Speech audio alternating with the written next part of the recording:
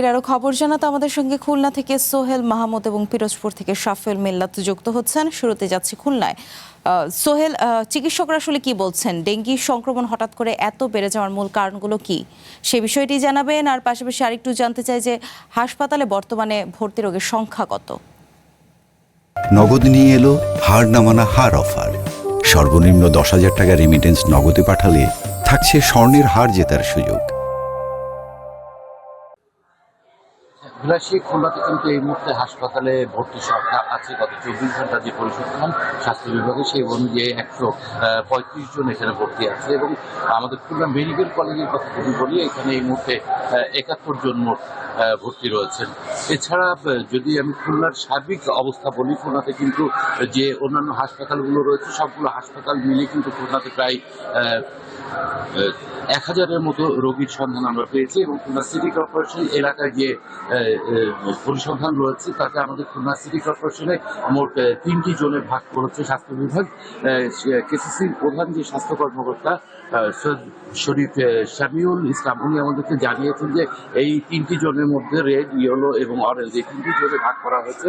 এর মধ্যে 28, 29 এবং 30 এই 3টি ওয়ার্ডের অবস্থা খুবই ঝুঁকিপূর্ণ বলে তিনি আমাদেরকে জানিয়েছেন। এবং 3টি ওয়ার্ডে মোট 300 থেকে 350 রোগী ইতিমধ্যে শনাক্ত হয়েছে। এবং তিনি আমাদেরকে যেটা জানিয়েছেন যে খুলনা যে হাসপাতালগুলো রয়েছে এবং ডায়াগনস্টিক সেন্টারগুলো রয়েছে সেখানে দৈনিক যে ডেঙ্গুর পরীক্ষা করা হচ্ছে তার যে রিপোর্টটা সেটা সিটি কর্পোরেশনের কাছে জমা দিচ্ছে এবং তার থেকে তারা এই পরিসংখ্যানটা তৈরি করছে।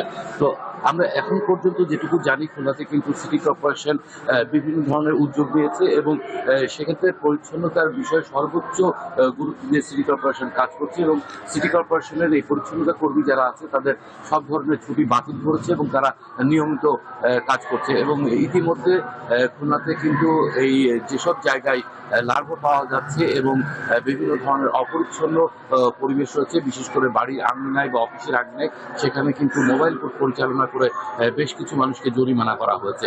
এবং আমরা খুলনার যে সিভিল সার্জন রয়েছে ওনার সঙ্গে কথা বলেছিলাম, উনি বলছেন যে বর্তমানে কিন্তু পর্যায়ক্রমে বৃষ্টির পরে বিভিন্ন জায়গায় পানি জমে যাওয়া এবং মাঝে মাঝে রোদ উঠায় এই পরিস্থিতি কিন্তু ভয়াবহ রূপ নিয়েছে এবং পরিচ্ছন্নতার এর কোনো বিকল্প নাই।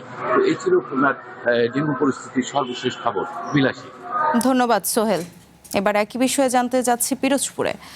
মিলাদ, সিটি কর্পোরেশন বা সংশ্লিষ্ট কর্তৃপক্ষের ডেঙ্গি বিরোধী কার্যক্রম কেমন দেখছেন জানাবেন, এবং প্রশাসন কি বলছে আসলে সাধারণ মানুষের অংশগ্রহণ এতে কেমন হওয়া উচিত? জি বিলাসী, ধন্যবাদ আপনাকে। পিরোজপুরে কিন্তু দিন দিনই ডেঙ্গু আক্রান্ত রোগীর সংখ্যা বাড়ছে। আপনাকে যদি আমি একটু জানিয়ে রাখি যে আসলে গত 24 ঘন্টায় পিরোজপুরে কিন্তু 12 জন রোগী ভর্তি হয়েছে এবং এখন পর্যন্ত 1418 জন রোগী কিন্তু ডেঙ্গু আক্রান্ত হয়ে চিকিৎসা নিয়েছেন। এদের মধ্যে থেকে 1353 জন রোগী সুস্থ হয়ে বাড়ি ফিরেছেন। তবে এখনো কিন্তু 64 জন রোগী জেলার বিভিন্ন হসপিটালে চিকিৎসা নিচ্ছেন। সব মিলিয়ে যেটি বলা যায় যে আসলে পিরোজপুরে কিন্তু যেটি দেখা যাচ্ছে যে আসলে পিরোজপুরে যেভাবে ডেঙ্গু আক্রান্ত রোগীর সংখ্যা বাড়ছে সে তুলনায় কিন্তু সিটি কর্পোরেশন, যেটি হচ্ছে পিরোজপুর পৌরসভা সহ অন্যান্য যে সরকারি বা বেসরকারি যে সামাজিক সংগঠন রয়েছে এইসব জায়গায় কিন্তু আসলে সে ধরনের চিকিৎসা মানে সে ধরনের কিছুই কিন্তু আসলে এখন পিরোজপুরে হচ্ছে না। তবে একটি বিষয় জানিয়ে রাখি, পিরোজপুর কিন্তু 100 শয্যা বিশিষ্ট একটি হসপিটাল, যেখানে আসলে রোগী থাকে প্রায় দ্বিগুণেরও অধিক।